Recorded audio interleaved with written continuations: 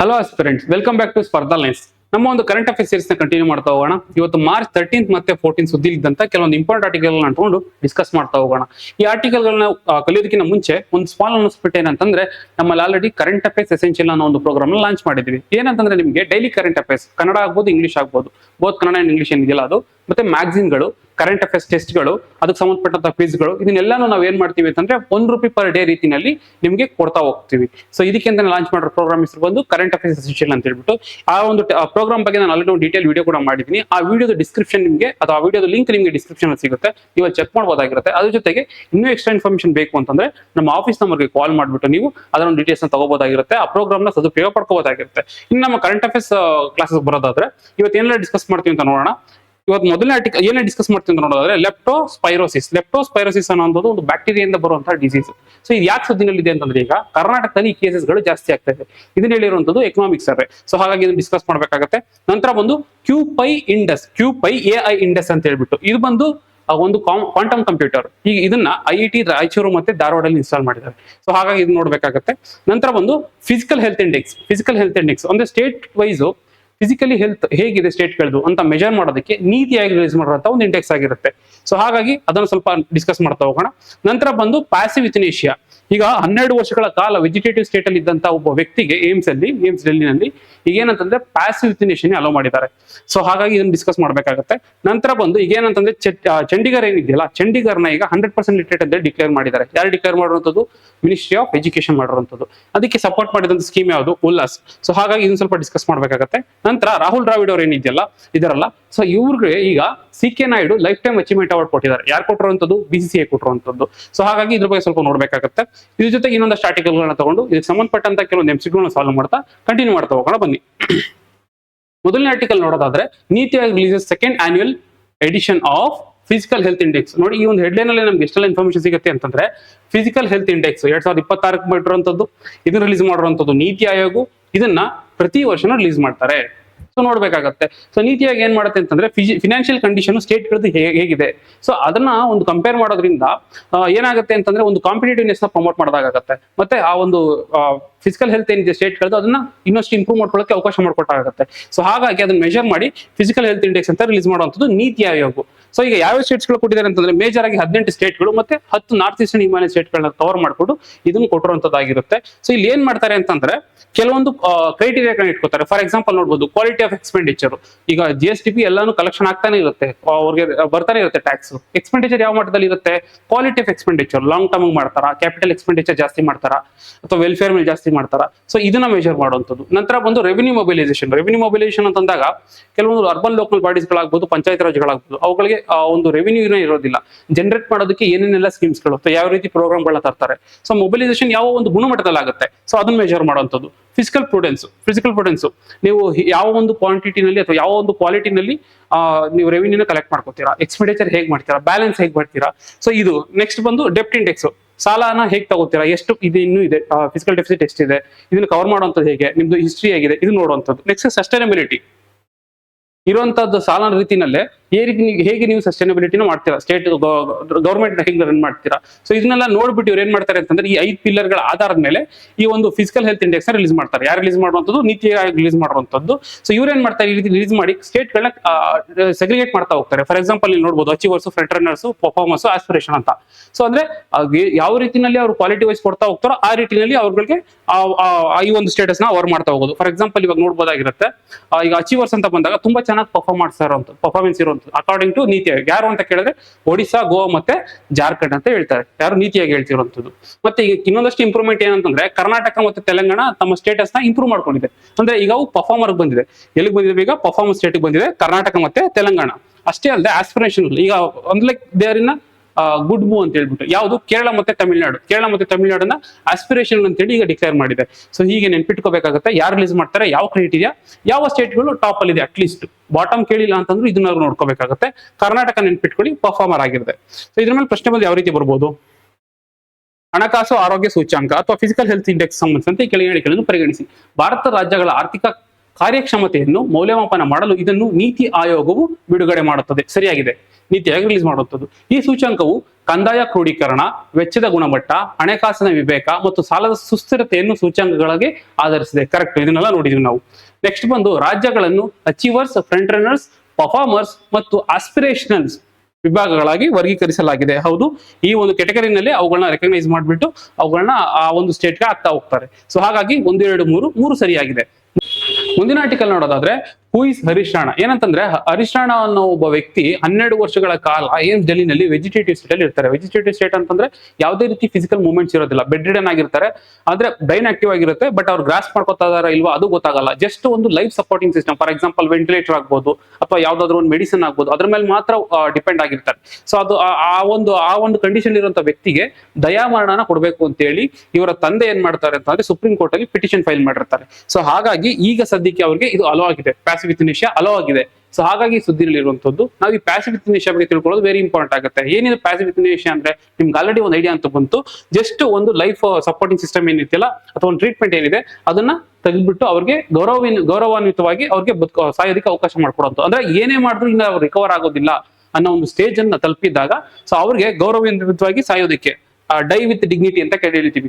So ಅದಕ್ಕೆ ಅವಕಾಶ ಮಾಡ್ಕೊಡುವಂಥದ್ದು. ಇದಕ್ಕೆ ನಮ್ಮಲ್ಲಿ ಅವಕಾಶ ಇದೆಯಾ? ಇದೆ. ನಮ್ಮಲ್ಲಿ ಪ್ಯಾಸಿವ್ ಯುಥೇನಾಸಿಯಾಗೆ ಅವಕಾಶ ಇದೆ. ಏನಂತಂದ್ರೆ 2011ರಲ್ಲಿ ಒಂದು ಕೇಸ್ ಬರುತ್ತೆ. Arun Ramachandra versus Union of India ಅಂತ ಒಂದು ಕೇಸ್ ಬರುತ್ತೆ. ಆ ಒಂದು ಕೇಸ್ ಅಂಡರ್ ಅಲ್ಲಿ ಈ ಒಂದು ಪ್ಯಾಸಿವ್ ಯುಥೇನಾಸಿಯಾನ ಅಲೋ ಮಾಡ್ತಾರೆ. ಸೊ ನಂತರ ಏನಾಗುತ್ತೆ ಅಂತಂದ್ರೆ ಪ್ರಾಪರ್ ಗೈಡ್ ಲೈನ್ ಇರೋದಿಲ್ಲ. ಸೊ 2018ರಲ್ಲಿ ಒಂದು ಕೇಸ್ ಬರುತ್ತೆ, common Cause versus Union of India ಅಂತ ಹೇಳಿ. ಸೊ ಅಲ್ಲಿ ಪ್ರಾಪರ್ ಒಂದು ಗೈಡ್ ಲೈನ್ ಕೊಡ್ತಾರೆ. ಫಾರ್ ಎಕ್ಸಾಂಪಲ್ ಆ ವ್ಯಕ್ತಿಗೆ ಗೌರವಾನ್ವಿತವಾಗಿ ಸಾಯೋದಕ್ಕೆ ಅವಕಾಶ ಮಾಡಿಕೊಡ್ಬೇಕು ಅಂತಂದ್ರೆ ಆ ವ್ಯಕ್ತಿಗೆ ನಿಜವಾಗ್ಲೂ ಬದುಕಕ್ಕೆ ಆಗೋದೇ ಇಲ್ಲ, ರಿಕವರ್ ಸ್ಟೇಜ್ ಬರೋಕ್ಕೆ ಆಗೋದೇ ಇಲ್ಲ ಅನ್ನೋ ಒಂದು ಕನ್ಫರ್ಮ್ ಮಾಡ್ಬೇಕಾಗತ್ತೆ. ಸೊ ಅದನ್ನ ಯಾರು ಕನ್ಫರ್ಮ್ ಮಾಡುವಂಥದ್ದು? ಈ ಒಂದು ಗೈಡ್ ಲೈನ್ಸ್ ಗಳನ್ನ 2018ರಲ್ಲಿ ಕೊಡ್ತಾರೆ. ಡಿಸಿಷನ್ ಹೇಗೆ ಮಾಡುವಂಥದ್ದು ಅಂದ್ರೆ ಅದಕ್ಕೊಂದು ಬೋರ್ಡ್ ಸೆಟಪ್ ಮಾಡಿ ಅವರೆಲ್ಲ ಸ್ಟಡಿ ಮಾಡಿ ಇಲ್ಲ ಈ ವ್ಯಕ್ತಿ ಮತ್ತೆ ರಿಕವರ್ ಆಗಲ್ಲ ಅಂತಂದಾಗ ಅಲೋ ಮಾಡುವಂಥದ್ದು. ಇದು ಪ್ಯಾಸಿವ್ ಯುಥೇನಾಸಿಯಾ ಬಗ್ಗೆ ನಾವು ಡಿಸ್ಕಸ್ ಮಾಡ್ತಾ ಇರೋದು. ಇದ್ರ ಜೊತೆಗೆ ಮತ್ತೆ ಇದು ಲೀಗಲಿ ಇದೆ. ಇದು ಆರ್ಟಿಕಲ್ 21 ನಲ್ಲಿ ಅಲೋ ಮಾಡಿದ್ದಾರೆ. ದಯವಿಟ್ಟು ಡಿಗ್ನಿಟಿ ಅನ್ನೋದು ಆರ್ಟಿಕಲ್ 21 ಅಲ್ಲಿ ಬರುತ್ತೆ, ನೆನ್ಪಿಟ್ಕೋಬೇಕಾಗುತ್ತೆ. ಇನ್ನೊಂದು ತರ ಯುಥೇನಾಸಿಯಾ ಬರುತ್ತೆ. ಇದು ಒಂದು ಆಕ್ಟಿವ್ ಯುಥೇನಾಸಿಯಾ ಅಂತಂದ್ರೆ ಡಿಲಿಬ್ರೇಟ್ಲಿ ಮಾಡುವಂಥದ್ದು, ಇಂಟೆನ್ಷನ್ಲಿ ಆ ವ್ಯಕ್ತಿಗೆ ಬೇರೆ ಮೆಡಿಸಿನ್ ಕೊಟ್ಟು ಸಾಯಿಸುವಂಥದ್ದು. So that is illegal. But passive euthanasia ಏನಿದೆಯಲ್ಲ ಸೊ ಅದು ಅಲೋ ಮಾಡಿದ್ದಾರೆ. ಸೊ ನೆನ್ಪಿಟ್ಕೋಬೇಕಾಗುತ್ತೆ. ಇದ್ರ ಮೇಲೆ ಪ್ರಶ್ನೆ ಬಂದು ಯಾವ ರೀತಿ ಕೊಡ್ತಾರೆ? ಭಾರತದಲ್ಲಿ ಪರೋಕ್ಷ ದಯಾಮರಣ ಅಥವಾ ಪ್ಯಾಸಿವ್ ಯುಥೇನಾಸಿಯಾ ಸಂಬಂಧಿಸಿದ ಕೆಳಗಿಳಿಗಳನ್ನು ಪರಿಗಣಿಸಿ.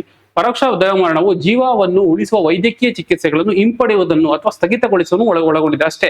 ಎಕ್ಸ್ಟ್ರಾ ಏನು ಮಾಡುವಂಥದ್ದೇನಿಲ್ಲ. ಏನೊಂದು ಸಪೋರ್ಟ್ ಇರುತ್ತೆ ಅಥವಾ ಮೆಡಿಸಿನ್ ಇರುತ್ತೆ ಅದನ್ನ ರಿಮೂವ್ ಮಾಡುವಂಥದ್ದು. ಸೊ ಇದು ಕರೆಕ್ಟ್ ಆಗಿದೆ. ಸುಪ್ರೀಂ ಕೋರ್ಟ್ 2018ರ Common Cause versus Union of India ತೀರ್ಪಿನಲ್ಲಿ ಪರೋಕ್ಷ ದಯಾಮರಣ ಮತ್ತು ಲಿವಿಂಗ್ ವಿಲ್ಸ್ ಅನ್ನು ಅಂಗೀಕರಿಸಿತು. ಇದಕ್ಕೆ ಅಪ್ರೂವ್ ಮಾಡಿ ಅವರು ಗೈಡ್ ಲೈನ್ಸ್ ಕೂಡ ಕೊಡ್ತಾರೆ. ಸಂವಿಧಾನದ 21ನೇ ವಿಧಿಯ ಅಡಿಯಲ್ಲಿ ಭಾರತದಲ್ಲಿ ಸಕ್ರಿಯ ದಯಾಮರಣಕ್ಕೆ ಕಾನೂನುಬದ್ಧವಾಗಿ ಅವಕಾಶ ನೀಡಲಾಗಿದೆ. ನಾನು ಏನೊಂದು ಆರ್ಟಿಕಲ್ 21 ಏನಿದೆಯಲ್ಲ ಅದು ಅಲೋ ಮಾಡ್ತಿರುವಂತದ್ದು, ಸುಪ್ರೀಂ ಕೋರ್ಟ್ ಅಲೋ ಮಾಡ್ತಿರುವಂತದ್ದು ಜಸ್ಟ್ ಪ್ಯಾಸಿವ್ ಯುಥೇನಾಸಿಯಾಗೆ, ಆಕ್ಟಿವ್ ಯುಥೇನಾಸಿಯಾಗಲ್ಲ. ಸೊ ಹಾಗಾಗಿ ಈ ಸ್ಟೇಟ್ಮೆಂಟ್ ತಪ್ಪಾಗುತ್ತೆ. ಆನ್ಸರ್ ಬಂದು 1 ಮತ್ತು 2 ಮಾತ್ರ ಸರಿಯಾಗಿರುತ್ತೆ. ಮುಂದಿನ ಆರ್ಟಿಕಲ್ ನೋಡೋದಾದ್ರೆ Chandigarh achieves 99% literacy get fully literate UT tag. ಏನಂತಂದ್ರೆ ಚಂಡೀಗರ್ ಏನಿದೆಯಲ್ಲ ಅದು 99.93% ಲಿಟ್ರಸಿನ ಅಚೀವ್ ಮಾಡಿದ್ಯಂತೆ. ಸೊ ಈಗ ಹೇಗಾಗುತ್ತೆ ಅಂತಂದ್ರೆ ಅದು ಇದನ್ನ ಹೆಂಗೆ ಡಿಕ್ಲೇರ್ ಮಾಡ್ತಾರೆ ಅಂತಂದ್ರೆ ಯುನೆಸ್ಕೋ ಏನ್ ಮಾಡುತ್ತೆ ಅಂತಂದ್ರೆ ಯಾವುದೇ ಒಂದು ರೀಜನ್ 95% ಗಿಂತ ಜಾಸ್ತಿ ಲಿಟ್ರಸಿನ ಅಚೀವ್ ಮಾಡ್ತು ಅಂತಂದ್ರೆ ಅದನ್ನ ಫುಲ್ಲಿ ಲಿಟ್ರೇಟ್ ಅಂತ ಹೇಳಿ ಡಿಕ್ಲೇರ್ ಮಾಡ್ಬೋದು ಅಂತ ಹೇಳಿ ಒಂದು ಕ್ರೈಟೀರಿಯಾ ಕೊಟ್ಟಿರುತ್ತೆ. ಬಟ್ ಈಗ ಆಲ್ರೆಡಿ ಎಷ್ಟೋ ಜನ ಓದೇ ಇರಲ್ಲ, ಫಾರ್ಮಲ್ ಎಜುಕೇಶನ್ ಆಗಿರಲ್ಲ. ಸೊ ಅಂತ ಕಂಡೀಷನ್ ಇಟ್ಕೊಂಡು ಈಗ ಹೇಗೆ 99.93% ಅಚೀವ್ ಮಾಡಕ್ಕಾಗುತ್ತೆ?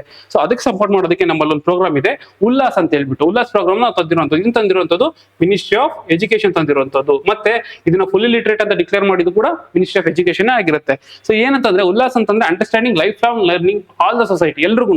ಅಂದ್ರೆ ಯಾರು ಫಾರ್ಮಲ್ ಎಜುಕೇಶನ್ ಆಗಿರ್ಲಿ ಬಿಡ್ಲಿ, ಫಾರ್ಮಲ್ ಎಜುಕೇಶನ್ ಆಗಿಲ್ಲ ಅಂತ ಅನ್ಕೊಳ್ಳೋಣ. ಇಫ್ ಇನ್ ಕೇಸ್ ಏನಾದ್ರು ಫಾರ್ಮಲ್ ಎಜುಕೇಶನ್ ಆಗಿಲ್ಲ ಅಂತಂದ್ರೆ ಆ ವ್ಯಕ್ತಿ ಏನಾದ್ರು 15 ವರ್ಷಕ್ಕಿಂತ ಮೇಲ್ಪಟ್ಟವನಾಗಿದ್ರೆ ಆ ವ್ಯಕ್ತಿಗಳಿಗೆ ಏನ್ ಮಾಡ್ತೀವಿ ಅಂತಂದ್ರೆ ಕೆಲವೊಂದು ಲಿಟ್ರಸಿನ ಕಲಿಸುವಂಥದ್ದು. ಹೇಗೆ ಅಂತಂದ್ರೆ ಫಂಡಮೆಂಟಲ್ ಲಿಟ್ರಸಿ ನ್ಯೂಮರಸಿ ಕಲಿಸುವಂಥದ್ದು, ಬೇಸಿಕ್ ಕ್ಯಾಲ್ಕುಲೇಷನ್ ಮಾಡುವಂಥದ್ದು, ಕೂಡಿ ಕಲಿಯುವಂಥದ್ದು ಕಲಿಸುವಂಥದ್ದು, ಲೆಕ್ಕ ಹಾಕುವಂಥದ್ದು ಅಥವಾ ಬರೆಯುವಂಥದ್ದು, ಸಣ್ಣ ಪುಟ್ಟದನ್ನ ಬರೆಯುವಂಥದ್ದು, ಓದುವಂಥದ್ದು.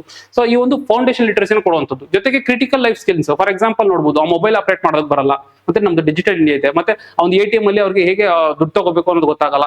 ಸಣ್ಣ ಪುಟ್ಟದೇನಿಲ್ಲ ಕ್ರಿಟಿಕಲ್ ಲೈಫ್ ಸ್ಕಿಲ್ಸ್ ಅದನ್ನ ಕಲಿಸುವಂಥದ್ದು. ಮತ್ತೆ ಬೇಸಿಕ್ ಎಜುಕೇಶನ್ ಕಲಿಸುವಂಥದ್ದು. ಬೇಸಿಕ್ ಎಜುಕೇಶನ್ ಅಂದ್ರೆ ಟ್ರಾಫಿಕ್ ರೂಲ್ಸ್ ಗಳಾಗ್ಬೋದು, ಎನ್ವಿರಾನ್ಮೆಂಟಲ್ ಅವೇರ್ನೆಸ್ ಮೂಡಿಸುವಂಥದ್ದು ಆಗ್ಬೋದು, ಸ್ಯಾನಿಟೇಷನ್ ಬಗ್ಗೆ ಆಗುವಂಥದ್ದು, ಅಥವಾ ಅವರ ಒಂದು ರೈಟ್ಸ್ ಗಳ ಬಗ್ಗೆ ಅವೇರ್ನೆಸ್ ಮೂಡಿಸುವಂಥದ್ದು ಆಗ್ಬೋದು. ಸೊ ಈ ರೀತಿಯಾದಂತಹ ಒಂದು ಬೇಸಿಕ್ ಎಜುಕೇಶನ್ ಕಲಿಸುವಂಥದ್ದು. ವೊಕೇಶನಲ್ ಟ್ರೈನಿಂಗ್ ಇನ್ನು ಸ್ವಲ್ಪ ಅಡ್ವಾನ್ಸ್ ಅಂತ ಅಂದಾಗ, ಫಾರ್ ಎಕ್ಸಾಂಪಲ್ ಅವರಿಗೆ ನೋಡಿ ಟೈಲರಿಂಗ್ ಹೇಳ್ಕೊಡುವಂಥದ್ದು ಆಗ್ಬೋದು, ಅಥವಾ ಯಾವ್ದಾದ್ರು ಒಂದು ಮಷಿನ್ ಗಳನ್ನ ಆಪರೇಟ್ ಮಾಡುವಂತ ಹೇಳ್ಬೋದು, ಅಥವಾ ಮೊಬೈಲ್ ಅಸೆಂಬ್ಲಿ ಲೈನ್ಸ್ ಸಂಬಂಧಪಟ್ಟ ಒಂದು ಟ್ರೈನಿಂಗ್ ಕೊಡುವಂತದ್ದಾಗ್ಬೋದು.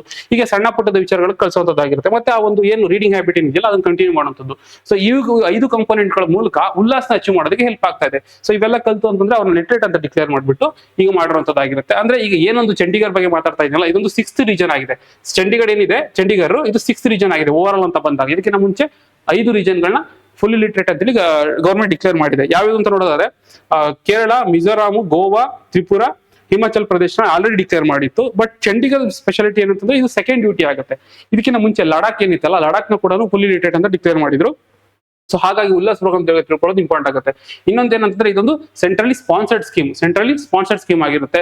ಮತ್ತೆ it is aligned with NEP, national education policy ಏನಿತ್ತಲ್ಲ, ಸೊ ಅದ್ರ ಜೊತೆಗೆ ಅಲೈನ್ ಆಗಿರುವಂತಹ ಒಂದು ಪ್ರೋಗ್ರಾಮ್ ಆಗಿದೆ. ಸೊ ಪ್ರಶ್ನೆ ಯಾವ ರೀತಿ ಬರ್ಬೋದು, ಕೆಳಗಿನಲ್ಲಿ ಯಾವುದು ಉಲ್ಲಾಸ್ ಯೋಜನೆಗಳ ಘಟಕವಾಗಿದೆ? ಮೂಲಭೂತ ಸಾಕ್ಷರತೆ ಮತ್ತು ಸಂಖ್ಯಾಶಾಸ್ತ್ರ ಇದನ್ನ ಕಲಿಸೋದಾಗಿದೆಯಾ, ಅಥವಾ ಬೇಸಿಕ್ ನ್ಯೂಮರಿಕ್ಸ್ ಕಲಿಸೋದಾಗಿದೆ? ಇದು ಕರೆಕ್ಟ್ ಆಗಿದೆ. ಆರ್ಥಿಕ ಮತ್ತು ಡಿಜಿಟಲ್ ಸಾಕ್ಷರತೆ ಸೇರಿದಂತೆ ನಿರ್ಣಾಯಕ ಜೀವನ ಕೌಶಲ್ಯಗಳನ್ನ ಕಲಿಸುವಂತದ್ದಾಗಿದೆಯಾ? ಸೊ ಇದು ಇದೆ, ಕರೆಕ್ಟ್ ಆಗಿದೆ. ವೃತ್ತಿಪರ ಕೌಶಲ್ಯಗಳು ಅಥವಾ ವೊಕೇಶನಲ್ ಸ್ಕಿಲ್ಸ್ ಡೆವಲಪ್ಮೆಂಟ್ ಅವಕಾಶ ಇದೆಯಾ? ಅದು ಕರೆಕ್ಟ್ ಆಗಿದೆ. ನಿರಂತರ ಶಿಕ್ಷಣ ಅಥವಾ ಕಂಟಿನ್ಯೂಸ್ ಎಜುಕೇಶನ್ ಕೊಡುವಂತದ್ದಾಗಿದೆಯಾ? ಸೊ ಇದು ಇದೆ. ಸೊ ಹಾಗಾಗಿ ಎಲ್ಲಾನು ಹೇಳ್ಕೊಡ್ತಾರೆ ಉಲ್ಲಾಸ್ ಪ್ರೋಗ್ರಾಮ್ ಅಲ್ಲಿ. ಸೊ ಹಾಗಾಗಿ 1 2 3 4 4 ಸರಿಯಾಗಿದೆ.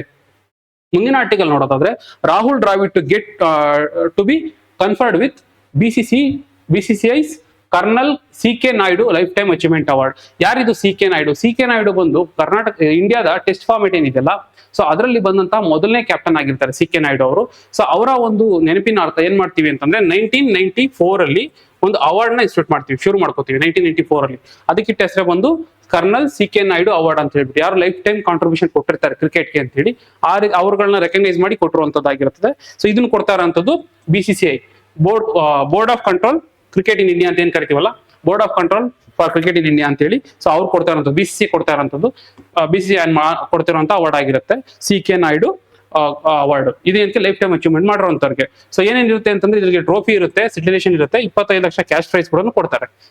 ಸೊ ಇದಕ್ಕಿಂತ ಮುಂಚೆ ಏನಾಗಿತ್ತು ಅಂತಂದ್ರೆ ನೋಡ್ಬೋದಾಗಿರುತ್ತೆ, 94ರಲ್ಲಿ ಯಾವಾಗ ಒಂದು ಅವಾರ್ಡ್ ನ ಶುರು ಮಾಡಿದಲ್ಲ, ಆ ಟೈಮಲ್ಲಿ ಕಪಿಲ್ ದೇವ್ಗೂ ಕೊಟ್ಟಿದ್ದಾರೆ, ಸುನಿಲ್ ಗವಾಸ್ಕರ್ಗೆ 2004ರಲ್ಲಿ ಕೊಟ್ಟಿದ್ದಾರೆ, ಮತ್ತೆ 2013ರಲ್ಲಿ ಸಚಿನ್ ತೆಂಡೂಲ್ಕರ್ ಕೊಟ್ಟಿರ್ತಾರೆ. ಸೊ ಈಗ ಕೊಟ್ಟಿರುವಂತದ್ದು ರಾಹುಲ್ ದ್ರಾವಿಡ್ ಅವರಿಗೆ. ಮತ್ತೆ BCCI ಇದ್ರ ಜೊತೆಗೆ ಕೆಲವೊಂದು ಅವಾರ್ಡ್ಗಳು ಕೊಟ್ಟಿದೆ. ಫಾರ್ ಎಕ್ಸಾಂಪಲ್ ಬೆಸ್ಟ್ ಬ್ಯಾಟರ್ ಅಂತ ಹೇಳಿ ಶುಭಮನ್ ಗಿಲ್ ನ ರೆಕಗ್ನೈಸ್ ಮಾಡಿ BCCI ಬೆಸ್ಟ್ ಬ್ಯಾಟರ್ ಅಂತ ಕೊಟ್ಟಿದ್ದಾರೆ. ಮತ್ತೆ ಮಿಥಿಲಿ ರಾಜ್ ಅವರಿಗೆ ಕ್ರಿಕೆಟ್ ಪೈನಿಯರ್ ಅಂತ ಕೊಟ್ಟಿದ್ದಾರೆ, ಬೆಸ್ಟ್ ಕ್ರಿಕೆಟ್ ಪೈನಿಯರ್ ಅಂತ ಹೇಳ್ಬಿಟ್ಟು. ಸೊ ಅದೇ ಎಲ್ಲದಕ್ಕಿಂತ ಇಂಪಾರ್ಟೆಂಟ್ ಬಂದು ಇವ್ರಿಗೆ ಈ ವರ್ಷ ಕೊಟ್ಟಿರುವಂತದ್ದು ರಾಹುಲ್ ದ್ರಾವಿಡ್ ಅವರಿಗೆ CK ನಾಯ್ಡು ಅವಾರ್ಡ್. ಸೊ ಪ್ರಶ್ನೆ ಯಾವ ರೀತಿ ಬರ್ಬೋದು, ಕರ್ನಲ್ CK ನಾಯ್ಡು ಜೀವಮಾನ ಪ್ರಶಸ್ತಿಗೆ ಸಂಬಂಧಿಸಿದ ಕೆಳಗಿನಗಳನ್ನು ಪರಿಗಣಿಸಿ. ಇದು ಭಾರತೀಯ ಕ್ರಿಕೆಟ್ಗೆ ನೀಡಿದ ಜೀವಮಾನದ ಕೊಡುಗೆಯನ್ನು ಗುರುತಿಸಿ BCCI ನೀಡುವ ಅತ್ಯುನ್ನತ ಗೌರವವಾಗಿದೆ. ಕರೆಕ್ಟ್. ಇದನ್ನು 1994ರಲ್ಲಿ ಸ್ಥಾಪಿಸಲಾಯಿತು. ಕರೆಕ್ಟ್, ಇದು ಸರಿ ಇದೆ. ಈ ಪ್ರಶಸ್ತಿಗೆ ಭಾರತದ ಮೊದಲ ಟೆಸ್ಟ್ ಕ್ರಿಕೆಟ್ ನಾಯಕನ ಹೆಸರಿಡಲಾಯಿತು. ಯಾರು? CK ನಾಯ್ಡು ಅವರು. ಸೊ ಹಾಗಾಗಿ ಇದು ಕೂಡ ಕರೆಕ್ಟ್ ಆಗಿದೆ. ಆನ್ಸರ್ ಬಂದು 1 2 3 ಸರಿಯಾಗಿದೆ. ಮುಂದಿನ ಆರ್ಟಿಕಲ್ ನೋಡೋದಾದ್ರೆ, KSRTC wins national award for innovation. ಏನಂತಂದ್ರೆ KSRTC ಒಂದು ಪಬ್ಲಿಕ್ ಸೆಕ್ಟರ್ ಅಂಡರ್ಟೇಕಿಂಗ್ ಅಲ್ವಾ. ಸೊ ಇದನ್ನ ಒಂದು ಇನೋವೇಷನ್ ನ ರೆಕಗ್ನೈಸ್ ಮಾಡ್ಬಿಟ್ಟು ಈಗ ನ್ಯಾಷನಲ್ ಅವಾರ್ಡ್ ಕೊಟ್ಟಿರುವಂತದ್ದು. ಯಾರು ಕೊಟ್ಟಿರುವಂತದ್ದು ನ್ಯಾಷನಲ್ ಅಂತಂದ್ರೆ Ministry of Housing and Urban Affairs. ಇವ್ರು ರೆಕಗ್ನೈಸ್ ಮಾಡ್ಬಿಟ್ಟು ಅರ್ಬನ್ ಇನೋವೇಷನ್ ಗೆ ಇವ್ರು ಕೊಟ್ಟಿರುವಂತದ್ದು. ಏನ್ ಇನೋವೇಷನ್ ತಂದಿರುವಂತದ್ದು ಅರ್ಬನ್ ಟ್ರಾನ್ಸ್ಪೋರ್ಟ್ ಅಲ್ಲಿ ಅಂತ ನೋಡೋದಾದ್ರೆ, ಮೈಸೂರಲ್ಲಿ ಒಂದು ಪ್ರೋಗ್ರಾಮ್ ತಂದಿರ್ತಾರೆ. ಆ ಪ್ರೋಗ್ರಾಮ್ ಹೆಸರು ಬಂದು ಧ್ವನಿ ಸ್ಪಂದನ ಅಂತ. ಸೊ ಈ ಒಂದು ಪ್ರೋಗ್ರಾಮ್ ನ ರೆಕಗ್ನೈಸ್ ಮಾಡ್ಬಿಟ್ಟು ಇವರಿಗೆ ಅವಾರ್ಡ್ ಕೊಟ್ಟಿರ್ತಾರೆ. ಏನು ಧ್ವನಿ ಸ್ಪಂದನ ಅಂತಂದ್ರೆ ಧ್ವನಿಯ ಮೂಲಕ ಸ್ಪಂದಿಸುವಂತದ್ದು. ಯಾರು ಇರ್ತಾರೆ, ಯಾರು ವಿಜುವಲಿ ಇಂಪೇರ್ಡ್ ಇರ್ತಾರೆ ಅಥವಾ ಯಾರು ಒಂದು ಅಂಧತ್ವದಿಂದ ಸಫರ್ ಮಾಡ್ತಿರ್ತಾರಲ್ಲ, ಸೊ ಅವ್ರಿಗೆ ಹೆಲ್ಪ್ ಆಗ್ಬೇಕು ಅಂತ ಹೇಳ್ಬಿಟ್ಟು ಈ ಧ್ವನಿ ಸ್ಪಂದನ ಅನ್ನೋ ಒಂದು ಪ್ರೋಗ್ರಾಮ್ ನ KSRTC ಲಾಂಚ್ ಮಾಡಿರ್ತಾರೆ. ಸೊ ಇಲ್ಲಿ ಏನಾಗುತ್ತೆ ಅಂತಂದ್ರೆ ಯೂಶುವಲಿ 4 ಕಾಂಪೋನೆಂಟ್ ಮಾಡ್ತೀವಿ. ಏನಂತಂದ್ರೆ ಯಾರಿಗೆ ಆ ಬಸ್ಗಳನ್ನ ಐಡೆಂಟಿಫೈ ಮಾಡಕ್ಕಾಗಲ್ಲ, ಸೊ ಹಾಗಾಗಿ ಅವ್ರಿಗೆ ಧ್ವನಿಗಳ ಮೂಲಕ ಅಂದ್ರೆ ಅಲ್ಲಿ ಅನೌನ್ಸ್ಮೆಂಟ್ ಮಾಡ್ತಾರೆ, ಅನೌನ್ಸ್ ಮಾಡ್ತಾರೆ, ಈ ರೂಟ್ ಅಲ್ಲಿ ಇರುವಂತ ಬಸ್ ಬರ್ತಾ ಇದೆ, ಇಷ್ಟು ಡಿಸ್ಟೆನ್ಸ್ ಇದೆ ಅಂತ ಹೇಳ್ಬಿಟ್ಟು. ಸೊ ದಟ್ ಅವಾಗ ಒಂದು ಐಡಿಯಾ ಸಿಕ್ತಾಗುತ್ತೆ. ಜೊತೆಗೆ ಅವ್ರಿಗೆ ನ್ಯಾವಿಗೇಷನ್ ಸಿಸ್ಟಮ್ ಕೊಟ್ಟಿರ್ತಾರೆ. ಒಂದು ನ್ಯಾವಿಗೇಷನ್ ಸಿಸ್ಟಮ್ ಇಂದ ಬಸ್ ಅಲ್ಲಿ ಈಗ ಫಾರ್ ಎಕ್ಸಾಂಪಲ್ ಬಸ್ ಬಂದು ನಿಂತ್ಕೊಂತು ಅಂತಂದ್ರೆ ಎಲ್ಲಿದೆ ಡೋರು, ಎಷ್ಟು ಕ್ರೌಡ್ ಇದೆ ಏನು ಗೊತ್ತಾಗಲ್ಲ. ಸೊ ಅವ್ರಿಗೆ ಹೆಲ್ಪ್ ಆಗಲಿ ಅಂತ ಹೇಳ್ಬಿಟ್ಟು ಒಂದು ನ್ಯಾವಿಗೇಷನ್ ಕ್ಲೂ ಇರುವಂತಹ ಒಂದು ಗೈಡೆನ್ಸ್ ಪ್ರೋಗ್ರಾಮ್, ಗೈಡೆನ್ಸ್ ಡಿವೈಸ್ ಅವ್ರು ಕೊಟ್ಟಿರ್ತಾರೆ. ಅದ್ರ ಜೊತೆಗೆ ಏನ್ ಮಾಡ್ತಾರೆ ಅಂತಂದ್ರೆ ಅಸಿಸ್ಟೆಡ್ ಸಿಸ್ಟಮ್. ಅಸಿಸ್ಟೆಡ್ ಸಿಸ್ಟಮ್ ಅಂತಂದ್ರೆ ಈಗ ಆಲ್ರೆಡಿ ಅವರು ಹತ್ತಿದ್ದಾರೆ ಬಸ್ ಅಂತ ಅನ್ಕೊಳ್ಳೋಣ. ಬಸ್ ಹತ್ತಿದ್ರೆ ಯಾವ ಒಂದು ರೂಟ್ ಅಲ್ಲಿ ಇದೆ ಮತ್ತೆ ಅವ್ರು ಎಲ್ಲಿ ಇಳ್ಕೋಬೇಕು ಅದನ್ನ ಅನೌನ್ಸ್ ಮಾಡುವಂತದ್ದು. ಸೊ ಹಾಗಾಗಿ ಆನ್ ಬೋರ್ಡ್ ಅಸಿಸ್ಟೆಡ್ ಸಿಸ್ಟಮ್ ಕೂಡ ಅವ್ರಿಗೆ ಸಪೋರ್ಟ್ ಮಾಡ್ಲಿ ಅಂತ ಹೇಳ್ಬಿಟ್ಟು ಅವ್ರ ಸೀಟಲ್ಲಿ ಇನ್ಸ್ಟಾಲ್ ಮಾಡಿರ್ತಾರೆ. ಅದ್ರ ಜೊತೆಗೆ ಈಗ ಫಾರ್ ಎಕ್ಸಾಂಪಲ್ ಬಸ್ಗಳನ್ನ ಹತ್ತೋದಾಗ್ಲಿ ಬಸ್ಗಳನ್ನ ಇಳಿಯೋದಾಗ್ಲಿ ಅದು ಗೊತ್ತಾಗಲ್ಲ ಯಾರಿಗೆ ಡ್ರೈವರ್ ಮತ್ತೆ ಕಂಡಕ್ಟರ್ಗಳಿಗೆ, ಯಾರಾದ್ರೂ ಯೂಶಲಿ ಇಂಪೇರ್ಡ್ ಹತ್ತಾ ಇದ್ರೆ ಇಳಿತಾ ಇದ್ರೆ. ಸೊ ಹಾಗಾಗಿ ಅವ್ರಗಳಿಗೆ ಒಂದು ಅಲರ್ಟ್ ಮೆಸೇಜ್ ಅಥವಾ ನೋಟಿಫಿಕೇಶನ್ ಕಳಿಸುವಂತದ್ದು ಇದರ ಒಂದು ಕಾಂಪೋನೆಂಟ್ ಆಗಿರುತ್ತೆ. ಸೊ ಇದ್ರ ಮೂಲಕ ಏನಂತಂದ್ರೆ ಒಂದು ಅವ್ರಗಳಿಗೆ ಹೆಲ್ಪ್ ಆಗ್ಲಿ ಅಂತ ಮಾಡಿರುವಂತದ್ದು. ಸೊ ಇದಕ್ಕೆ ಅಂತಾನೆ 200 ಬಸ್ಗಳು ಸ್ಪೆಷಲಿ 200 ಬಸ್ಗಳನ್ನ ಮಾಡಿಫೈ ಮಾಡಿದ್ದಾರೆ ಅವ್ರಗಳಿಗೆ ಅಡ್ಜಸ್ಟ್ ಆಗ್ಲಿ ಅಂತಾನೆ. ಜೊತೆಗೆ ಅದಕ್ಕೆ ಅಂತಾನೆ ಸುಮಾರು 400 ಜನಗಳನ್ನ ವಿಜುವಲಿ ಇಂಪೇರ್ಡ್ ಇರುವಂತವ್ರನ್ನ ಟ್ರೈನ್ ಕೂಡ ಮಾಡಿದ್ದಾರೆ. ಸೊ ಇದನ್ನೆಲ್ಲ ರೆಕಗ್ನೈಸ್ ಮಾಡ್ಬಿಟ್ಟು ಈಗ ಈ ಒಂದು ಅವಾರ್ಡ್ ಕೊಟ್ಟಿರುವಂತದ್ದು ಇನ್ನೋವೇಷನ್ಗೆ KSRTCಗೆ. ನೆನ್ಪಿಟ್ಕೋಬೇಕಾಗುತ್ತೆ ಧ್ವನಿ ಸ್ಪಂದನ ಇಂಪಾರ್ಟೆಂಟ್ ಆಗುತ್ತೆ. ಸೊ ಪ್ರಶ್ನೆ ಯಾವ ರೀತಿ ಬರ್ಬೋದು, ಧ್ವನಿ ಸ್ಪಂದನ ಯೋಜನೆಗೆ ಸಂಬಂಧಿಸಿದಂತೆ ಕೆಳಗಿನ ಹೇಳಿಕೆಗಳನ್ನು ಪರಿಗಣಿಸಿ. ಇದು ಸಾರ್ವಜನಿಕ ಸಾರಿಗೆಗಳಲ್ಲಿ ದೃಷ್ಟಿ ವಿಕಲಚೇತನ ಪ್ರಯಾಣಿಕರಿಗೆ ರೂಪಿಸಲಾದ ಸಹಾಯಕ ತಂತ್ರಜ್ಞಾನ ಅಥವಾ ಅಸಿಸ್ಟಿವ್ ಟೆಕ್ನಾಲಜಿ ಉಪಕ್ರಮವಾಗಿದೆ. ಸರಿಯಾಗಿದೆ. ಇದನ್ನು ಗಿಸ್ ಸಂಸ್ಥೆಯ ಬೆಂಬಲದೊಂದಿಗೆ ಐಐಟಿ ದೆಹಲಿಯ ರೈಸ್ಡ್ ಲೈನ್ಸ್ ವೆರಿ ಇಂಪಾರ್ಟೆಂಟ್. ಇದನ್ನು ಡೆವಲಪ್ ಮಾಡಿರುವಂತದ್ದು ರೈಸ್ಡ್ ಲೈನ್ಸ್ ಫೌಂಡೇಶನ್ ಅವರೇ. ಸೊ ಈ ಪಾಯಿಂಟ್ ನೆನ್ಪಿಟ್ಕೊಳ್ಳಿ, ಇದು ಕರೆಕ್ಟ್ ಆಗಿದೆ. ಇದು ಬಸ್ ಮಾರ್ಗದ ಧ್ವನಿ ಪ್ರಕಟಣೆಗಳನ್ನು ಒದಗಿಸಲು ಆನ್ ಬೋರ್ಡ್ ಎಂಬ ಸಾಧನವನ್ನು ಒಳಗೊಂಡಿರುತ್ತದೆ. ಹೌದು, ಆನ್ ಬೋರ್ಡ್ ಅಂತ ಇರುತ್ತೆ. ಸೊ ಬಸ್ ಮಾರ್ಗ ಯಾವ ರೂಟ್ ಅಲ್ಲಿ ಹೋಗ್ತಾ ಇದೆ ಅಥವಾ ನೀವು ಎಲ್ಲಿ ಇಳ್ಕೋಬೇಕು ಈ ಒಂದು ಧ್ವನಿ ಪ್ರಕಟಣೆ ಮಾಡೋದಕ್ಕೆ ಇರುವಂತಹ ಡಿವೈಸ್ ಇದು. ಸೊ ಇದನ್ನು ಕೂಡ ಬಳಸ್ತಾ ಇದೆ. ಸೊ ಹಾಗಾಗಿ ಇದು ಸರಿಯಾಗಿದೆ. ಆನ್ಸರ್ ಬಂದು 1, 2, 3 ಸರಿಯಾಗಿದೆ. ಮುಂದಿನ ಆರ್ಟಿಕಲ್ ನೋಡೋದಾದ್ರೆ ಎಕನಾಮಿಕ್ ಸರ್ವೆ ಫ್ಲಾಗ್ ಸ್ಪೈಕ್ ಇನ್ ಲೆಪ್ಟೋಸ್ಪೈರೋಸಿಸ್ ಕೇಸಸ್ ಇನ್ ಕರ್ನಾಟಕ. ಲೆಪ್ಟೋಸ್ಪೈರೋಸಿಸ್ ಅನ್ನುವಂಥದ್ದು ಒಂದು ಬ್ಯಾಕ್ಟೀರಿಯಾದಿಂದ ಬರುವಂತಹ ಒಂದು ರೋಗ ಆಗಿರುತ್ತೆ. ಬ್ಯಾಕ್ಟೀರಿಯಾದಿಂದ ಬರುವಂತಹ ಒಂದು ಇನ್ಫೆಕ್ಷನ್ ಆಗಿರುತ್ತೆ. ಇದೇನಂತಂದ್ರೆ ಯೂಶಲಿ ಇಲಿಗಳಿರ್ತಾವಲ್ಲ ಆ ಇಲಿಗಳ ಮೂಲಕ ಹರಡುವಂಥದ್ದು. ಅದಕ್ಕೆ ಕರ್ನಾಟಕದಲ್ಲಿ ಇಲಿ ಜ್ವರ ಅಂತಾನು ಕರೀತಾರೆ. 2020 ಇಲಿ ಜ್ವರ ಅಂತಾನು ಕರೀತಾರೆ, ನೆನ್ಪಿಟ್ಕೊಳ್ಳಿ. 2020 ಇದ್ರ ಕೇಸಸ್ ಬಂದು ಸುಮಾರು 544 ಇತ್ತು. ಬಟ್ 2025 ಇದ್ರ ಕೇಸಸ್ ಬಂದು ಆಕ್ಟಿವ್ ಕೇಸಸ್ ಬಂದು 6500 ಇದೆಯಂತೆ. ಅಂದ್ರೆ ಈ ಒಂದು ಗ್ಯಾಪ್ ಪೀರಿಯಡ್ ಈ ಒಂದು 5 ವರ್ಷದಲ್ಲೇನೆ ಸುಮಾರು 16,000 ಕೇಸಸ್ಗಳು ರೆಕಾರ್ಡ್ ಆಗಿದೆ. ಆಕ್ಟಿವ್ ಕೇಸಸ್ ಈಗ ಇನ್ನೂ 6,500 ಕೇಸಸ್ ಇದೆ. ಸೊ ಅದ್ರ ಜೊತೆಗೆ 30ಕ್ಕಿಂತ ಹೆಚ್ಚಿಗೆ ಸಾವುಗಳು ಇದರಿಂದ ಆಗಿದೆ ಅಂತ ಲೆಪ್ಟೋಸ್ಪೈರೋಸಿಸ್ ಇಂದ. ಸೊ ಹಾಗಾಗಿ ಇದ್ರ ಬಗ್ಗೆ ಜಾಗೃತಿ ಮೂಡಿಸಬೇಕು ಅಂತ ಹೇಳ್ಬಿಟ್ಟು ಎಕನಾಮಿಕ್ ಸರ್ವೆ ಡಿಸ್ಕಸ್ ಮಾಡಿತಾ ಹೋದ್ರು. ನಾನು ಆಲ್ರೆಡಿ ಹೇಳಿದೆ ಇದು ಸ್ಪ್ರೆಡ್ ಆಗುವಂತದ್ದು ಬ್ಯಾಕ್ಟೀರಿಯಾದಿಂದ ಅಂತ. ಬ್ಯಾಕ್ಟೀರಿಯಾದಲ್ಲಿ ಮುಖ್ಯವಾಗಿ ನಮ್ಗೆ ಹೇಗೆ ಇದು ಸ್ಪ್ರೆಡ್ ಆಗುತ್ತೆ ಅಂತಂದ್ರೆ ಇಲಿಗಳೇನಿರ್ತಾವಲ್ಲ ಆ ಇಲಿಗಳ ಯೂರಿನೇಷನ್ ಏನಿರುತ್ತೆ ಆ ಒಂದು ಯೂರಿನೇಟ್ ಮಾಡೋ ಇವೇನ್ ಮಾಡ್ತವೆ ಅಂತ ನೀರಿನ ಜಾಗದಲ್ಲಿ ಯೂರಿನೇಟ್ ಮಾಡ್ತವೆ. ಸೊ ಅಲ್ಲಿಂದ ಬ್ಯಾಕ್ಟೀರಿಯಾ ಸ್ಪ್ರೆಡ್ ಆಗಿ ಶುರು ಆಗುತ್ತೆ. ಸೊ ಆ ನೀರಿನ ಸಂಪರ್ಕದಲ್ಲಿ ಬಂದಂತವ್ರು ಫಾರ್ ಎಕ್ಸಾಂಪಲ್ ಯಾರೋ ರೈತ ಆಗ್ಬೋದು ಅಥವಾ ಸ್ಯಾನಿಟೇಷನ್ ವರ್ಕರ್ಸ್ ಆಗ್ಬೋದು ಅಥವಾ ಆ ಒಂದು ಪ್ರಾಣಿಗಳಲ್ಲಿ ಟಚ್ ಅಲ್ಲಿ ಇರುವಂತ ವೆಟರ್ನರೀಸ್ ಆಗ್ಬೋದು.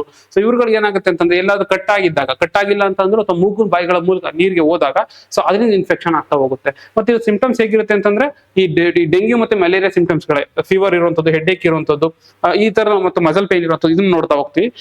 ಅದೇನಾದ್ರೂ ಇನ್ ಕೇಸ್ ಸಿವಿಯರ್ ಆಯ್ತು ಅಂತಂದ್ರೆ ಅದನ್ನ ವಿಲ್ಸ್ ಡಿಸೀಸ್ ಅಂತ ಕರೀತಾರೆ. ವಿಲ್ಸ್ ಡಿಸೀಸ್ ಏನಾಗುತ್ತೆ ಅಂತಂದ್ರೆ ಅವಾಗ ಕಿಡ್ನಿ ಫೇಲ್ಯೂರ್ ಆಗುವಂಥದ್ದು, ಲಿವರ್ ಫೇಲ್ಯೂರ್ ಆಗುವಂಥದ್ದು, ಜಾಂಡಿಸ್ ಬರುವಂಥದ್ದು, ಇದು ಎಕ್ಸ್ಟ್ರೀಮ್ ಕಂಡೀಷನ್ ಹೋದಾಗ ನೋಡುವಂಥದ್ದು ಆಗಿರುತ್ತೆ.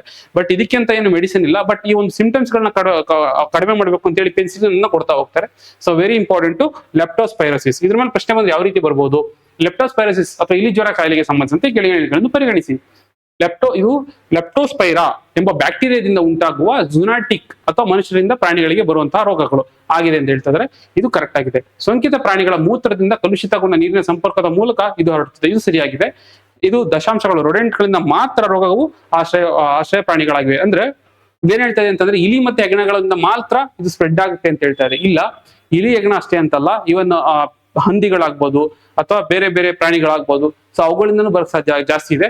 ಬಟ್ ಜಾಸ್ತಿ ಇದು ಇಲಿ ಹೆಗ್ಣಗಳಿಂದ ಕಂಡು ಬರೋದ್ರಿಂದ ಇದಕ್ಕೆ ಇಲಿ ಜ್ವರ ಅಂತ ಕರೀತಾರೆ. ಇಲಿ ಒಂದೇ ಅಲ್ಲ, ಬೇರೆ ಬೇರೆ ಪ್ರಾಣಿಗಳ ಮೂಲಕನೂ ಹರಡೋ ಚಾನ್ಸಸ್ ಇರುತ್ತೆ. ಸೊ ಹಾಗಾಗಿ ಈ ಸ್ಟೇಟ್ಮೆಂಟ್ ತಪ್ಪಾಗುತ್ತೆ. ಆನ್ಸರ್ ಬಂದು 1 ಮತ್ತು 2 ಮಾತ್ರ ಆಗಿರುತ್ತೆ. ಮುಂದಿನ ಆರ್ಟಿಕಲ್ ನೋಡೋದಾದ್ರೆ 25 cubit quantum computing system installed at IIT Dharwad Raichur. IIT Dharwad ಮತ್ತೆ ರಾಯಚೂರಲ್ಲಿ ಏನ್ ಮಾಡಿದ್ದಾರೆ ಅಂತಂದ್ರೆ ಒಂದು ಕ್ವಾಂಟಮ್ ಕಂಪ್ಯೂಟರ್ ನ ಇನ್ಸ್ಟಾಲ್ ಮಾಡಿದ್ದಾರೆ. ಅದ್ರ ಹೆಸರು ಬಂದು QPI AI ಇಂಡೆಸ್ ಅಂತ. QPI AI ಇಂಡಸ್ ಅನ್ನುವಂತಹ ಒಂದು 25 ಕ್ಯೂಬಿಟ್ ಇರುವಂತಹ ಒಂದು ಸೂಪರ್ ಕಂಪ್ಯೂಟರ್ ನ ಇನ್ಸ್ಟಾಲ್ ಮಾಡಿದ್ದಾರೆ. ಏನಿದು ಕ್ಯೂಬಿಟ್ ಅಂತಂದ್ರೆ ಫಾರ್ ಎಕ್ಸಾಂಪಲ್ ನಾವು ನೋಡಬಹುದು, ಈಗ ಟ್ರೆಡಿಷನಲ್ ವೇ ಅಂತ ಬಂದಾಗ ನಮ್ಗೆ ಗೊತ್ತಿದೆ ಮಷಿನ್ಗೆ ಅರ್ಥ ಆಗೋದು ಎರಡೇ ಲ್ಯಾಂಗ್ವೇಜ್, ಎರಡೇ ಭಾಷೆ, ಒಂದು 0 ಮತ್ತೆ 1. ಸೊ ಇದು ಬೈನರಿ ವರ್ಕ್ ಆಗುವಂತದ್ದು. ಬಟ್ ಈಗ ಏನಾಗುತ್ತೆ ಅಂತಂದ್ರೆ ಕ್ವಾಂಟಮ್ ಬಿಟ್ಸ್ ಗಳಲ್ಲಿ ತುಂಬಾ ಫಾಸ್ಟ್ ಆಗಿ ಮೂವ್ಮೆಂಟ್ಸ್ ಆಗ್ತಾ ಇರುತ್ತೆ ಬಿಟ್ಸ್ ಗಳದ್ದು. ಅಂದ್ರೆ ಎರಡು ಸ್ಟೇಟ್ಗಳು, ಈಗ ಫಾರ್ ಎಕ್ಸಾಂಪಲ್ ಒಂದು 0 ನೋಡ್ತೀವಿ, ಇಲ್ಲ ಅಂದ್ರೆ 1 ನೋಡ್ತೀವಿ. ಬಟ್ ಕ್ಯೂಬಿಟ್ಸ್ ಅಲ್ಲಿ ಹೇಗಾಗುತ್ತೆ ಅಂತಂದ್ರೆ ಕ್ವಾಂಟಮ್ ಎಂಟಾಂಗಲ್ಮೆಂಟ್ ಅಂತ ಹೇಳ್ತೀವಿ, ಸೈಮಲ್ಟೇನಿಯಸ್ ಆಗ್ತಾ ಇರುತ್ತೆ. ಯಾವ್ದಂದ್ರೆ ನಮ್ಗೆ ನೋಡೋದಕ್ಕೆ ಎರಡು ಇದೆ ಅಂತ ಅನ್ಸುತ್ತೆ, ಅಷ್ಟು ಫಾಸ್ಟ್ ಆಗಿ ಆಗ್ತಿರುವಂತ ಟೆಕ್ನಾಲಜಿ ಇರುತ್ತೆ. ಸೊ ಅದನ್ನ ಬೆಳ್ಕೊಂಡು ಏನಾಗುತ್ತೆ, ಅದನ್ನ ಬಳಸೋದ್ರಿಂದ ಸ್ಪೀಡ್ ಜಾಸ್ತಿ ಆಗುತ್ತೆ, ಕಾಂಪ್ಲೆಕ್ಸ್ ಪ್ರಾಬ್ಲಮ್ಗಳನ್ನ ಸಾಲ್ವ್ ಮಾಡ್ತಾ ಹೋಗ್ಬೋದು, ಟೈಮ್ ಸೇವ್ ಆಗುತ್ತೆ. ಸೊ ಹಾಗಾಗಿ ಸಾಕಷ್ಟು ಅಡ್ವಾನ್ಸ್ ಆಗಿರುವಂತಹ ಒಂದು ಟೆಕ್ನಾಲಜಿ ಆಗಿರುತ್ತೆ ಈ ಕ್ವಾಂಟಮ್ ಟೆಕ್ನಾಲಜಿ. ಸೊ ಅದನ್ನ ಬಳಸ್ಕೊಂಡು ಮಾಡಿರುವಂತದ್ದೇ ಕ್ಯೂಪೈ AI ಇಂಡಸ್ ಅಂತ ಹೇಳ್ಬಿಟ್ಟು. ಇದರ ಒಂದು 25 ಕ್ಯೂಬಿಟ್ ಇರುವಂತಹ ಒಂದು ಕಂಪ್ಯೂಟರ್ನ ಈಗ IIT ರಾಯಚೂರು ಮತ್ತೆ ಧಾರವಾಡದಲ್ಲಿ ಇನ್ಸ್ಟಾಲ್ ಮಾಡಿದ್ದಾರೆ. ಅಂದ್ರೆ ಆ ಜಾಗದಲ್ಲಿ ಏನಿತ್ತು ಅಂತಂದ್ರೆ quantum computing centre of excellence ತರ್ತೀವಿ. ಲೀಪ್ ಅಂತ ಒಂದು ಪ್ರೋಗ್ರಾಮ್ ಬರುತ್ತೆ, ಅಂದ್ರೆ ಲೋಕಲ್ ಎಕನಾಮಿ ಆಕ್ಸಿಲೇಟರ್ ಪ್ರೋಗ್ರಾಮ್ ಅಂತ ಹೇಳ್ಬಿಟ್ಟು. ಸೊ ಅದರಲ್ಲಿ ಏನ್ ಮಾಡ್ತೀವಿ ಅಂತಂದ್ರೆ ಸೆಂಟರ್ ಆಫ್ ಎಕ್ಸಲೆನ್ಸ್ ನ ಎಸ್ಟಾಬ್ಲಿಷ್ ಮಾಡ್ತೀವಿ. ಯಾವ್ದಕ್ಕೆ? ಕ್ವಾಂಟಮ್ ಕಂಪ್ಯೂಟಿಂಗ್ ಸಂಬಂಧಪಟ್ಟ ಹಾಗೆ. ಎಲ್ಲಿ ಎಸ್ಟಾಬ್ಲಿಷ್ ಮಾಡುವಂಥದ್ದು? ಇದನ್ನ ಎಸ್ಟಾಬ್ಲಿಷ್ ಮಾಡಿರುವಂಥದ್ದು IIT ಧಾರವಾಡ ಮತ್ತೆ IIT ರಾಯಚೂರಲ್ಲಿ. ಸೊ ಹಾಗಾಗಿ ಅಲ್ಲೇ ಈ ಒಂದು ಕ್ಯೂಪೈ AI ಇಂಡಸ್ ನ ತಂದಿರುವಂತದ್ದು. ಮತ್ತೆ ಇದನ್ನ ತಂದಿರೋದು ಆಲ್ರೆಡಿ ಹೇಳಿದೆ, ಒಂದು ಅಡ್ವಾನ್ಸ್ ಆಗಿರುವಂತಹ ಪ್ರಾಬ್ಲಮ್ಗಳನ್ನ ಸಾಲ್ವ್ ಮಾಡುವಂತದ್ದಾಗಬಹುದು. ಇನ್ನೊಂದು ಸ್ಪೆಷಾಲಿಟಿ ಏನಂತಂದ್ರೆ ಈಗ ಕ್ರಿಪ್ಟೋಗ್ರಫಿ ಅಂತೆಲ್ಲ ಆಗ್ತಾ ಇದೆಯಲ್ಲ, ಸೊ ಅದಕ್ಕೆ ಸಂಬಂಧಪಟ್ಟಂತ ಪ್ರಾಬ್ಲಮ್ಗಳನ್ನ ಸಾಲ್ವ್ ಮಾಡಬಹುದು. ಮತ್ತೆ ಈಗ ಸ್ವಲ್ಪ ಸ್ಪೀಡ್ ಜಾಸ್ತಿ ಮಾಡುವಂತದ್ದಾಗ್ಬೋದು, ಕಾಂಪ್ಲೆಕ್ಸ್ ಪ್ರಾಬ್ಲಮ್ಗಳನ್ನ ಸಾಲ್ವ್ ಮಾಡುವಂತದ್ದಾಗ್ಬೋದು, AI ನ ಇದಕ್ಕೆ ಕಂಬೈನ್ ಮಾಡುವಂತದ್ದಾಗ್ಬೋದು. ಸಾಕಷ್ಟು ಅವಕಾಶಗಳಿದೆ. ಸೊ ನೆನ್ಪಿಟ್ಕೋಬೇಕಾಗುತ್ತೆ. ಸಾಕಷ್ಟು ಅಪ್ಲಿಕೇಶನ್ಸ್ ಗಳು ಆಗ್ಬೋದು, ಫಿನಾನ್ಸ್, ಲಾಜಿಸ್ಟಿಕ್, ಫಾರ್ಮಾ ಮತ್ತೆ ಮೆಟೀರಿಯಲ್ ಸೈನ್ಸ್, ಹೀಗೆ ಬೇರೆ ಬೇರೆ ಸೆಕ್ಟರ್ ಗಳಲ್ಲೂ ಕೂಡ ಇದರ ಅಪ್ಲಿಕೇಶನ್ಸ್ ಇರುತ್ತೆ. ಸೊ ಇದ್ರ ಮೇಲೆ ಪ್ರಶ್ನೆ ಒಂದು ಯಾವ ತರ ಬರ್ಬೋದು, ಕರ್ನಾಟಕದಲ್ಲಿ ಇತ್ತೀಚೆಗೆ ಸ್ಥಾಪಿಸಲಾದ ಕ್ಯೂಪೈ AI ಇಂಡಸ್ ಕ್ವಾಂಟಮ್ ಕಂಪ್ಯೂಟರ್ ಯಾವ ಸಂಸ್ಥೆಯಲ್ಲಿದೆ ಅಥವಾ ಎಲ್ಲಿ ಎಸ್ಟಾಬ್ಲಿಷ್ ಮಾಡಿದ್ದಾರೆ ಅಥವಾ ಎಲ್ಲಿ ಇನ್ಸ್ಟಾಲ್ ಮಾಡಿದ್ದಾರೆ ಅಂತ ಕೇಳಿದ್ದಾರೆ. ಇದು ಬಂದು IIT ಧಾರವಾಡ ಮತ್ತೆ ರಾಯಚೂರು, ನೆನ್ಪಿಟ್ಕೋಬೇಕಾಗತ್ತೆ. ಮುಂದಿನ ಆರ್ಟಿಕಲ್ ನೋಡೋದಾದ್ರೆ, 5th state finance commission submits its report to the Karnataka government. ಈಗ ಏನಂತಂದ್ರೆ ಕರ್ನಾಟಕ ಸರ್ಕಾರಕ್ಕೆ 5ನೇ ಹಣಕಾಸು ಆಯೋಗ ತನ್ನ ವರದಿನ ಸಲ್ಲಿಸಿದೆ. ಸೊ ಅದಕ್ಕೆ ಸುದ್ದಿನಲ್ಲಿರುವಂತದ್ದು. ಸೊ ಈ ಒಂದು ಫಿನಾನ್ಸ್ ಕಮಿಷನ್ ಬಂದು ಎಕ್ಸಾಮ್ ವೆರಿ ವೆರಿ ಇಂಪಾರ್ಟೆಂಟ್. ಇದನ್ನ ಯಾರು ಕಾನ್ಸ್ಟಿಟ್ಯೂಟ್ ಮಾಡುವಂಥದ್ದು? ಇದನ್ನ ಕಾನ್ಸ್ಟಿಟ್ಯೂಟ್ ಮಾಡುವಂಥದ್ದು ಗವರ್ನರ್ ಯಾವ ಆ ಸ್ಟೇಟ್ ನ ಗವರ್ನರ್ ಯಾರಿರ್ತಾರಲ್ಲ, ಸೊ ಅವ್ರು ಕಾನ್ಸ್ಟಿಟ್ಯೂಟ್ ಮಾಡ್ತಾರೆ. ಇದಕ್ಕೆ ಇದ್ದಂತ ಲೀಗಲ್ ಬ್ಯಾಕಪ್ ಯಾವುದು? ಆರ್ಟಿಕಲ್ 243I ಮತ್ತೆ ಆರ್ಟಿಕಲ್ 243Y. ಇದು ಪಂಚಾಯತ್ ರಾಜ್ಗೆ ಮತ್ತು ಇದು ಅರ್ಬನ್ ಲೋಕಲ್ ಬಾಡೀಸ್ ಗಳಿಗೆ ತರುವಂತದ್ದಾಗಿರುತ್ತೆ. ಸೊ ಇದನ್ನ ಕಾನ್ಸ್ಟಿಟ್ಯೂಟ್ ಮಾಡಿರ್ತಾರೆ. ಸೊ ಇದನ್ನ ಅಮೆಂಡ್ಮೆಂಟ್ ಮೂಲಕ ತಂದಿರುವಂತದ್ದು. ಅಂದ್ರೆ 73rd ಮತ್ತೆ 74th ಕಾನ್ಸ್ಟಿಟ್ಯೂಷನ್ ಅಮೆಂಡ್ಮೆಂಟ್ ಏನಿತ್ತಲ್ಲ, ಸೊ ಅದನ್ನ ಮಾಡಿ ಈ ಆರ್ಟಿಕಲ್ ಗಳನ್ನ ಇನ್ಸರ್ಟ್ ಮಾಡಿ ಇದನ್ನ ಕಾನ್ಸ್ಟಿಟ್ಯೂಟ್ ಮಾಡೋದಕ್ಕೆ ಗವರ್ನರ್ಗೆ ಅಧಿಕಾರ ಕೊಡ್ತಾರೆ. ಇದನ್ನ ಯಾಕೆ ಕಾನ್ಸ್ಟಿಟ್ಯೂಟ್ ಮಾಡಬೇಕು? ನಮಗೆ ಫಿನಾನ್ಸ್ ಕಮಿಷನ್ ನ ಅವಶ್ಯಕತೆ ಏನಿದೆ? ಏನಕ್ಕೆ ಅಂತಂದ್ರೆ ಈಗ ಏನೊಂದು ರೆವಿನ್ಯೂ ಜನರೇಟ್ ಆಗುತ್ತೆ ಅಥವಾ ಕಲೆಕ್ಷನ್ ಮಾಡ್ಕೋತಾರೆ ಟ್ಯಾಕ್ಸ್ ಗಳನ್ನ ಸ್ಟೇಟ್ ಗೌರ್ಮೆಂಟ್ ಗಳು, ಸೊ ಅದನ್ನ ಡೆವಲಪ್ ಮಾಡುವಂಥದ್ದು, ಅಂದ್ರೆ ಡೆವಲ್ಯೂಷನ್ ಮಾಡುವಂಥದ್ದು. ಈಗ ಪಂಚಾಯತ್ ರಾಜ್ಗಳಾಗಿರುತ್ತಲ್ಲ, ಪಂಚಾಯತ್ ರಾಜ್ಗಳಿಗೆ ಅದನ್ನ ಡೆವಲ್ಯೂಷನ್ ಮಾಡುವಂಥದ್ದು. ಮತ್ತೆ ನೀಡಿತ್ತು ಅಂತಂದಾಗ ಆ ಒಂದು ಕನ್ಸಲ್ಟೇಟ್ ಫಂಡ್ ಏನಿರುತ್ತಲ್ಲ, ಸ್ಟೇಟ್ ಕನ್ಸಲ್ಟೇಟ್ ಫಂಡ್, ಸೊ ಅದರಿಂದ ಗ್ರಾಂಟ್ ಇನ್ ಏಡ್ ಅಂತ ಹೇಳ್ಬಿಟ್ಟು ಅವುಗಳಿಗೆ ಸಪೋರ್ಟ್ ಮಾಡುವಂಥದ್ದು. ಈ ಲೋಕಲ್ ಗೌರ್ಮೆಂಟ್ ಏನಿರುತ್ತಲ್ಲ, ಪಂಚಾಯತ್ ರಾಜ್ ಅಥವಾ ಅರ್ಬನ್ ಬಾಡಿಗಳು, ಸೊ ಅವ್ರಗಳಿಗೆ ಫಿನಾನ್ಷಿಯಲ್ ಅಟಾನಮಿ ಕೊಡುವಂಥದ್ದು ಮತ್ತೆ ಅವ್ರನ್ನ ಸ್ಟ್ರೆಂಥನ್ ಮಾಡೋದು. ಸೊ ಅದು ಇದರ ಉದ್ದೇಶ ಆಗಿರುತ್ತೆ. ಸೊ ಈ ಒಂದು 5ನೇ ಹಣಕಾಸು ಆಯೋಗ, ಇದನ್ನ ಯಾರು ಚೇರ್ ಮಾಡಿದ್ದು ಅಂತ ಕೇಳ್ತಾರೆ, ನೆನ್ಪಿಟ್ಕೋಬೇಕಾಗುತ್ತೆ. ಇದನ್ನ ಚೇರ್ ಮಾಡಿರುವಂಥದ್ದು ಡಾಕ್ಟರ್ ಸಿ ನಾರಾಯಣ ಸ್ವಾಮಿ ಅಂತ. ನಾರಾಯಣ ಸ್ವಾಮಿ ಅನ್ನೋರು ಇದನ್ನ ಚೇರ್ ಮಾಡಿರ್ತಾರೆ. ಮತ್ತೆ ಇದಕ್ಕೆ ಇಬ್ರು ಮೆಂಬರ್ಸ್ ಕೂಡ ಇರ್ತಾರೆ. ಯಾರ್ಯಾರು ಅಂತ ಕೇಳ್ಬೋದು, ನೆನ್ಪಿಟ್ಕೋಬೇಕಾಗುತ್ತೆ. ಮೊಹಮ್ಮದ್ ಸನ್ನುಲ್ಲಾ ಅನ್ನೋ ಒಬ್ರು ಮೆಂಬರು, ಮತ್ತೆ ಇನ್ನೊಬ್ರು ಬಂದು RS ಪಾಂಡೆ. ಸೊ ಇವರು ಇಬ್ರು ಮೆಂಬರ್ಸ್ ಆಗಿರ್ತಾರೆ, ಇದು ಚೇರ್ಮನ್ ಇರ್ತಾರೆ. ಸೊ ಚೇರ್ಮನ್ ಹೆಸರು ವೆರಿ ವೆರಿ ಇಂಪಾರ್ಟೆಂಟ್, ಕೇಳೋ ಚಾನ್ಸಸ್ ಇರುತ್ತೆ.